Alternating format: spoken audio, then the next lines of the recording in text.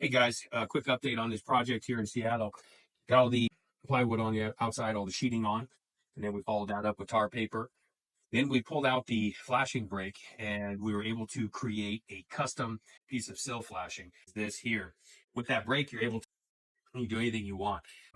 It'd be hard to go to a home improvement store to find one that is 5 1/4, raises up 3/4 in the back, and then does this detail, what's going to be over our trim. But when you have a flashing brake, you just take the measurement, do your drawing, go out, create the flashing, and then install it. What this guarantees is that there will never be a water issue underneath this door, because even if the water came out of the weep holes, capillary action or wicked backwards, it would just land on top of the flashing, go backwards, hit the bend, and then come back out. And that's really how you have to build here in the Northwest. That's why we use the flashing brake so much. So with that said, next we're going to set the doors, and then we're going to set the windows. After that, we're going to cut in the skylights. See you guys on the top. And so right now we took a long drill bit, figured out our glass measurements, subtracted about 1.5 inches away from the curb. So figured that out, drilled 4 holes for each one, snapped a line, and now we're just cutting this out. We're not totally done. We're just cutting this part out. Then in a minute, we got to snap another set of lines, 1.5 inches back from this line.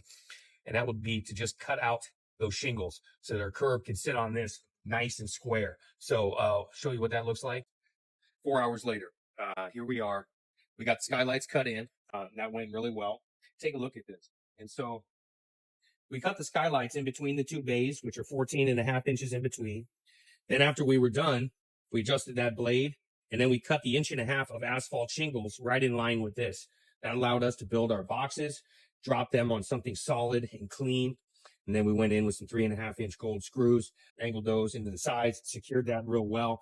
The hardest part of it was creating all of the custom metal flashing details, including all of the base, all of the step flashing, and then the top or the head. Had to pull out the flashing brake again for 2 reasons. Number one, I wanted black flashing today, because if you look at the roof, to have any other color other than black would really kind of stand out. Right now, they just kind of disappear. But number 2 is I like to use a 2x6 curb instead of a 2x4. That gives you a little bit more elevation off of the roof. Less likely for splashes. It's just better to have a little bit more height. Problem is that when you buy it at home improvement stores, they typically only go up 3.5 inches for a 2x4. But when you have a brake, you can just create all your own stuff. So these went in real well.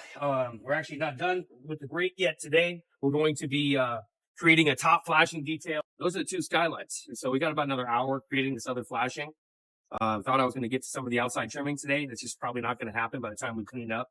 That'll have to wait till tomorrow. Be another update then.